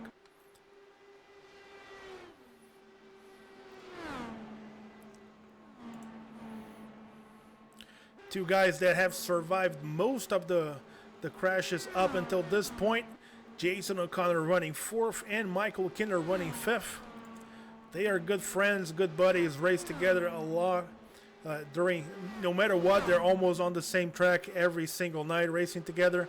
So for them to survive the mayhem, the cautions, the accidents, and still be on the track for a top 5 finish for both of them, looks like really good coordination and communication between the friends, staying alive, staying on the track, helping each other out, and be able to close out this race with a top 5 finish. Leaders hitting the pit road. Whoa, here we go. Justin Michaels on the pits, lap number 79 out of 100 apparently. That's where we're going to go. So 21 laps to go. We have Aaron Berge, Ken Worley still on the track, O'Connor, Michael Kinner, everybody's still on the track. Let's see, Justin Michael, he's on his pit stop. You can see the pits, he's off, very quick stop. He's now rejoining the track as Aaron Berge flies through the front stretch, crossing the line for another lap. Is he going to get away with not going a lap down? He's back on the backstretch right now. Berge is now making his way into the backstretch, so he has 4 or 5 seconds in front of it. Oh, sweet. And they now, can do it. Yeah, and now Berge doesn't have the draft, the aid to help him out, so they are now running under the similar situation. So no one has an advantage, no one has a draft partner. And Berge stayed out another lap. So did Ken Worley, so did Michael Kinner, so did Jason O'Connor. This is the funny thing, Trevor, because during the last caution, everybody went to the pits. So they all pitted with about, 10 laps to go? Not even that. So it's funny that he was pitting now. We don't know if something happened and he didn't have the entire length of fuel coming into the tank, or what happened. It just seems weird that they were pitting then, because they went, before we had the last caution, they went 25, almost 30 laps in a tank of gas. So yeah, theoretically, there's no reason why he would pit. Yeah, it's like lap 65 or something like that, right? Yeah, so it is very recent, his last stop. Well, see, that's 35 laps to the end, right? My math is correct. Can you make it 35 laps? That's the part that I don't know. Not really sure.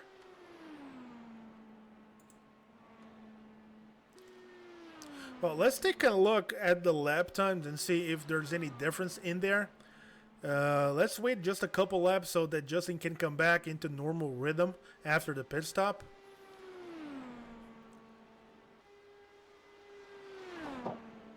Because Bergie's last lap, 40.456.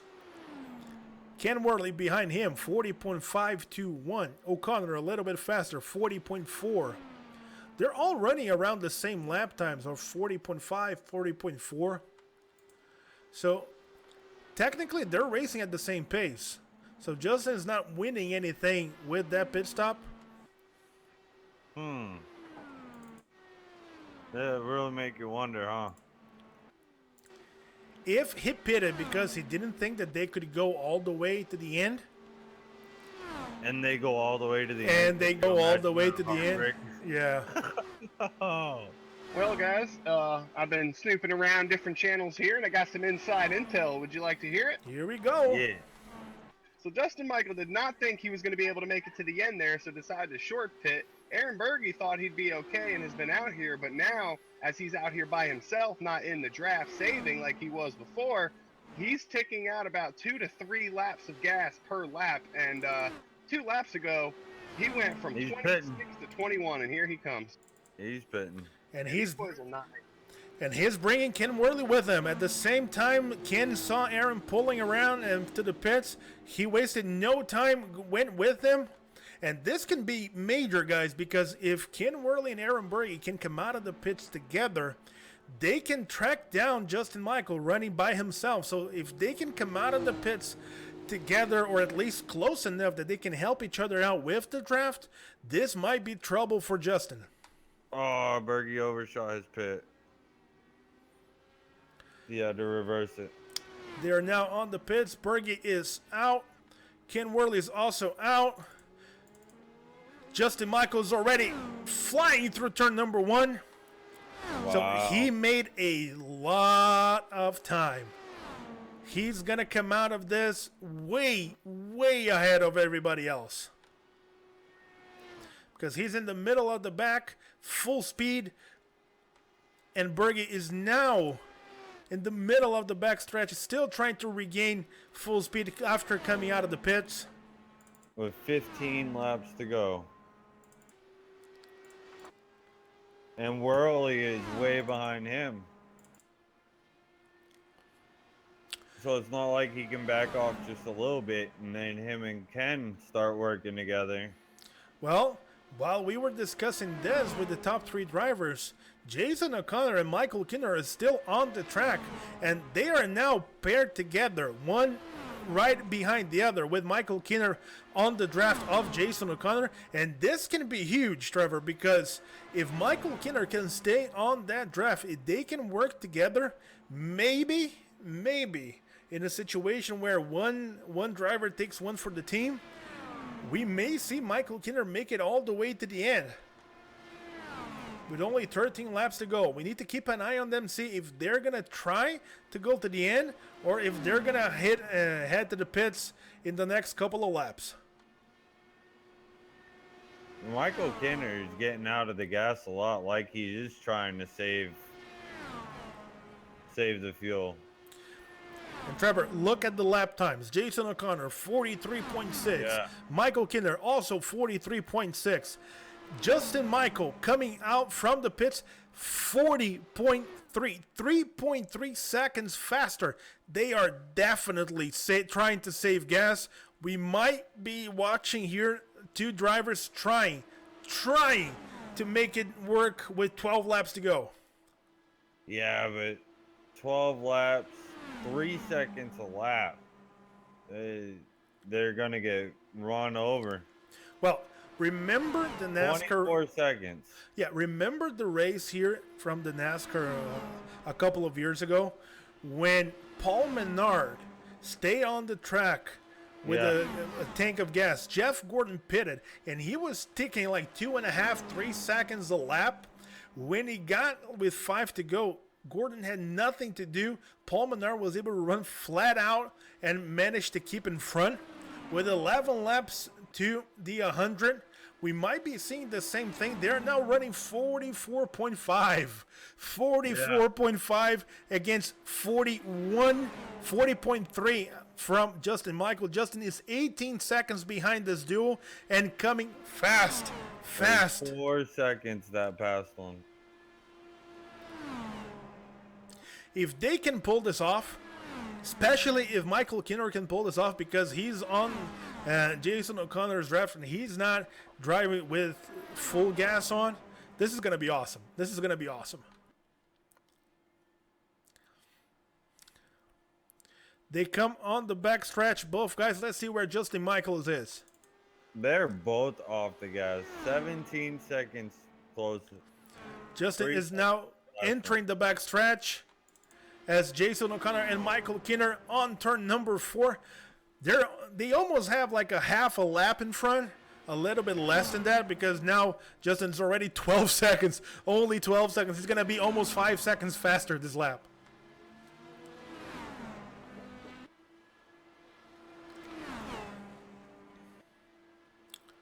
Here they come. Here they come. Jason O'Connor and Michael Kinner. 9 laps to go. Lap number 91 out of 100. They're only going to run until 100 laps. So 9 more laps to go. Justin Michael, less than 10 seconds. 9.3, 9.2, 9.1. And the gap is shrinking. Jason O'Connor, 44.5. Michael Kinner, 44.6. Justin Michael, 40.332. 4.2 seconds faster a lap is Justin Michael. He is flying. He is now entering the front stretch. He has now less than 1 front stretch to go. 6.2, 6.1, 6 seconds. The difference is shrinking. He is coming fast. 8 laps to go. Trevor, wow. Now it doesn't, I don't think it really matters. As Michael Kinner goes around Jason O'Connor. And I think they're going to start getting going here now. Oh. Come on, Jason. You're all right. They're picking up speed, though. 43 seconds. Yeah, their lap times is increasing. They're now running a second and a half faster than they were a couple laps ago. Jason O'Connor is now pulling away from Michael Kinner. Kinner now with, who's behind him? I think that's Cody Provorst. They had a couple of laps behind.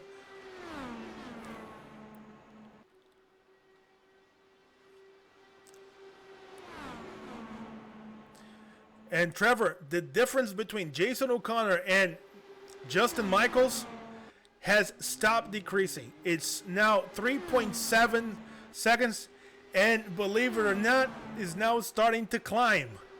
3.8. Jason O'Connor, this past lap, 40.541, almost the same exact time as Justin Michaels. So they were saving everything that they could. And now it's time to go. The question is, did they save enough? So be the question, but just imagine if they pull this off. I mean, they rode around in the back the whole time by themselves, and now here they are, 1-2, and on the way. I mean, 6 laps. Yeah, Michael Kinner apparently cannot keep up the pace.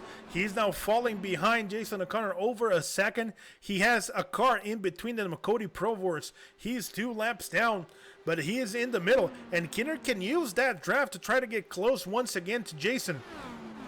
Justin Michaels now 2.8 seconds behind the leader. The difference that at one point when he came out of the pits was over 30 seconds is now only 2.7. Jason O'Connor and Michael Kinner saving everything that they could in terms of fuel. And now with 6-7 laps to go, apparently they heard on the radio, time to go, time to go. We're good, we're good. One green. Just get everything that you can. Now Cody Proverse going around our leader Jason O'Connor. This might be a good thing for Jason if he can keep up. If he can just tag along Cody and try to take advantage off that draft, this might be a good strategy just both for him and Michael Kinner because they can go faster. Yeah, I don't know why he didn't. Oh, here he goes. He ran wide. He ran wide. Jason O'Connor ran wide. Michael Kinner is the new leader. Michael Kinner goes around and takes the lead.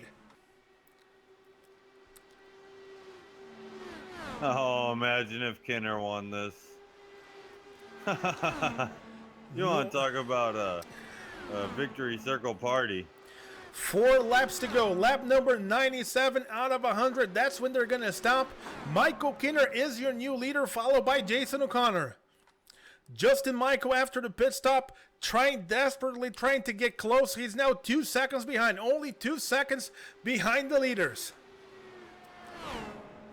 Oh, once again, Jason O'Connor ran wide. He ran wide out of turn number 3. Something's happening with Jason. Not sure if he's out of fuel. He might be out of fuel.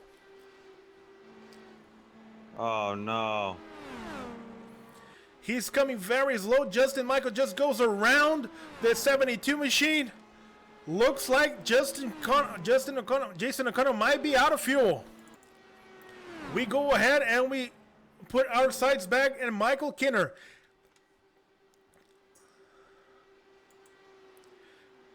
He's maintaining speed, 223 miles an hour.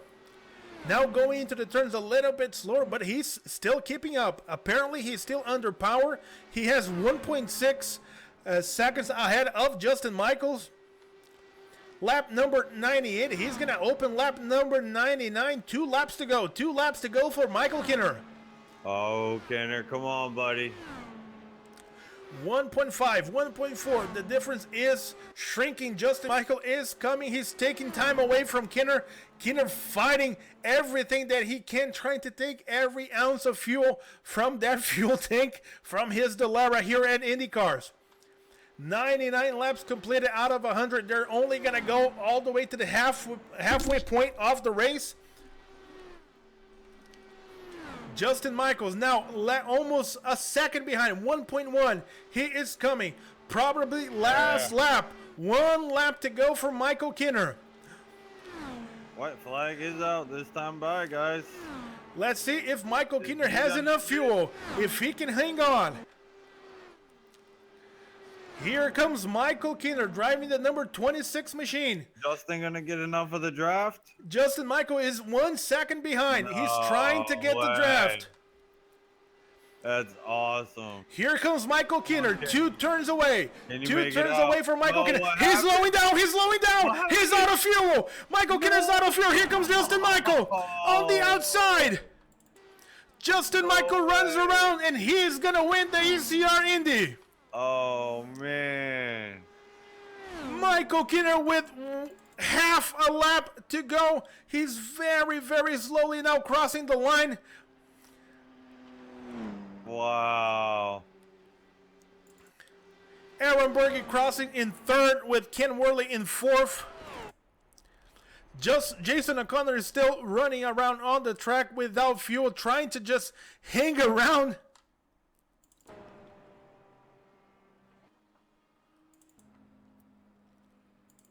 That was something else. We're going with Jason O'Connor trying everything that he can to cross the line. He's going to do it. But out of fuel. Justin Michael with 1 turn to go. All of a sudden, Michael Kinner runs out of fuel, and Justin Michael will be your winner for the ECR Indy now 250. But Justin Michael ran up front the entire time, was one of the faster guys all night long. And he saw it coming, Trevor. He saw it coming. He was probably the first guy that figured out that there's no way you can go on fuel. Made the call to pit early. Took advantage of that. Ran as fast as he could.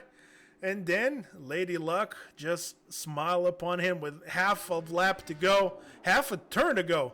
Michael Kinner runs out of fuel coming out of the short chute on turns number 3 and 4. And Justin Michael just drive through the outside. And he is the winner of 2017 ECR Indy 500 here on this Sunday night. You guys ready for some interviews? Yes, sir.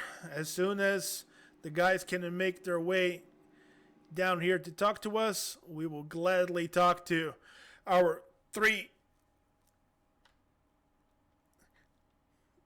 top three drivers. I have our top three drivers here as Justin Michael, Ken Worley, and Aaron Berge. I'm not sure why. Yeah, it's Justin Michael first, Michael Kinner second, Aaron Berge third. All right. Yeah, my updater here is just following along what happened on the track. So That was, man, what a finish. Well, now that everybody is settled down, they still have their hearts pumping up. Let's talk to our third place finisher, Aaron Berge. Berge, you ran most of the race together with Justin up front. You guys used one hell of a strategy trying to do almost like a bump draft scenario with you very, very close to him, trying to be as fast as possible. When Justin pitted, you took the lead, but couldn't go all the way to the end, had to pit. At the end, came home third. Tell us a little bit about how your race went. What was the feel out there? How different it is to drive these machines compared to the NASCAR cars that you guys are used to? Oh man, these things are like freaking slack cars. They drive on a rail. They're awesome. I love them. Yeah, Justin shot down to the pits, and at the last second he's like pitting, and I should have dove down with him. And even though I didn't, had I not overshot my pit when I pitted, I would have came out right on top of him, and I would have been happy with a second. But like I said to him, I'm happy with third, man. Well, you guys ran one hell of a race where you were here, like trying to figure out what the hell were you two doing, like going one behind the other. But that was clearly the fastest way around the track. And Trevor called it the moment that you pitted and just lit a little bit. That opened up the door for Justin to just drive around. And then he was just too far ahead. There was nothing that you guys could do. But awesome race by you. I'll give you the floor if there's any things that you want to send to family, people watching, teammates. The floor is yours. Our third place finisher, man. Aaron Berge. I'd like to thank everybody for putting it on, the guys who donated, you for doing the broadcast, and to the guys for the clean racing, yeah, and Justin for letting me stick my nose under his rear there, so we got that little extra speed. That's awesome. But well, let's talk to the second place finisher, the guy that almost pulled it off. We were here like counting. There's no way he can pull this off. There's no way he's gonna do it. He's gonna do it. Oh no, he ran out of fuel. Michael Kinner, our second place finisher tonight. Brother, let us know. Was that the plan all along, or you guys all of a sudden realized, you know what, we're here. Let's go. Let's just go for it. Let's see what happens. Tell us, what was the strategy behind what happened over there, and when did you run out of fuel? When did you really notice that the car was stalling and you're just along for the ride? Congratulations again, awesome second finish, bud. Yeah, thanks, man. That was not the plan the whole race. We were staying in the back. Jason O'Connor and myself were staying in the back. Now, me, I don't drive these cars. I probably got the least experience in these cars than any of these other guys, and we were staying in the back by strategy to avoid the wrecks and this and that. And we just kept pitting with one to go every time, just so we could go right back to the back. Well, then I guess somebody said that on the broadcast you guys were talking about it might go 100 laps, and then that'd be the end of it. So we pitted. We pitted with one to go because we thought, well, we're going to get a good long green flag run in here shortly. And then sure enough, there it come. And then Anthony did come in and say, hey, yeah, what do you guys think about going to 100? Well, then we started saving, because once those guys started pitting, well, Connor and I, of course, were together. And I don't know if you guys saw that. We were saving big time. And Oh, we Just- saw it. Trust me, we saw it. just didn't save enough. I got a little bit farther than O'Connor did. I think he ran out shortly before I did. But I ran out just getting ready to come into turn 4 there. Justin Michael come on the mic. He says, oh, good win, Michael. I said, well, it ain't over yet. And then I no more got done saying that, and I ran out again. That was a lot of fun, though. That was awesome. It was I was shaking. I thought we were going to pull it off. Now, we were looking and we were keeping track on the times. You guys were running almost 4 seconds slower than they were after they pitted. So by that time, we were like, all right, they're saving everything that they can. And we saw Jason running out with about a half a lap to go. Even before that, we saw you drive around. So, all right, he's going to pull this off. But half of like a turn and a quarter of a front stretch, that's all you needed. But awesome race from you. Same thing as we did with Aaron. I'll give you the floor to thank whoever you want. The floor is yours. Our second place finisher tonight, Michael Kinner. Yeah, definitely. I want to thank you for putting the broadcast together. All the guys that joined, everybody that donated money for the broadcast and for the prizes there. And also, I'd like to take my my $10 and donate it back to the league to use for, some test sessions or practice sessions or whatever else. So that's what I'd like to do with my share. But really, thank you guys. It was a lot of fun, man. Don't get to drive these things very often, but that was cool. Well, there you go. Michael Kinner, our second place finisher. Let's talk with the grand winner tonight, Justin Michael, that pulled this one out of the hat. With half of lap to go, half a straight. And all of a sudden, you see Michael Kinner slowing down. You're coming fast. Any thoughts crossed your mind that all of a sudden something was going to happen and you could not hold that outside lane when he was slowing down? Just let us know what went through your mind when you saw that he was slowing down with like half a straight to go. I was just afraid of rear-ending him. I didn't know which way he was going to go because he was after he ran out of gas, he was so slow. But I was just afraid of rear-ending him, so I kind of just drifted or just let up and just coasted through the 4th turn there just to make sure I didn't get all out of shape getting up in the dirt and stuff up there on top lane. Yeah, you were the first guy that pitted. You opened the pit sequence. How soon did you realize that you guys were going to run out of fuel? Like, was that 100%, or by the laps went on, you saw the guys were staying out? Did it ever cross your mind that someone might pull this one off? Well, I didn't know if somebody was going to try to make it or not, but with the way I was catching them after I pitted, I was catching them 4 to 5 seconds a lap. I knew they would never make it. You can't really save that much fuel, but props for them for trying. But as soon as they came in and said they're going to cut the race in half to 100 laps, I was just trying to find somebody to tell me when we went green, because I found out we went green on lap 30 plus 2 laps of caution. I knew there was no possible way to make it. We could only make it 28 laps. Without draft. If you're on the draft, you might be able to make it 1 extra lap, but I ran 2 in practice. I ran 2 full fuel runs, and just to confirm, it was 28. I think it was like 20 and a half laps is the most you could make it by leading. So I knew that Aaron was just going to ride and try to save, and so I just kind of put the ball in his court and went ahead and pitted. So kind of messed him up on his strategy, I know, but I had to do what I had to do. That was an awesome move. Pretty much when you guys came back, no help, no nothing. So whoever can get the most out of their car at that particular time. Well, congratulations tonight for the win. I'll give you the floor to thank whoever you want. Our first place finisher, winner 2017 ECR Indy 500, Justin Michael. Just thank putting on the leg, putting on this race. It was fun. All the people who donated money for it, and just everybody, you calling the race, and everybody out there watching on my stream at twitch.tv/SimTVNation. There you go. Well, our third place our first top 3. Trevor, thank you very much for joining me in the booth after an early crash. I'll give you the floor as well to give your final thoughts on tonight's race. I think it ended up a lot better than we thought it was going to end up before that final restart.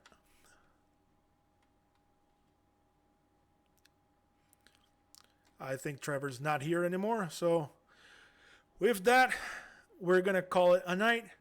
Awesome race by everybody.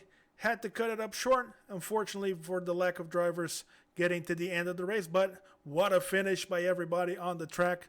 By Justin Michael, by Michael Kinner, by Aaron Berge, by Ken Worley, by Jason O'Connor, Cody Provorts, and Ed Adams, the drivers that made it all the way to the end. We want to thank everybody that was with us watching the broadcast. If you didn't have a chance to watch it live, please go back, watch the replay, and give us your feedback. Hopefully, we're going to have the chance to do this all over again at one point. On behalf of everybody at ACR, I thank you, and we'll see you guys on the next race. On behalf of everybody, my name is Luis Almaso, and I'll see you guys on the track the next time. Till then, peace out, and safe driving to everybody.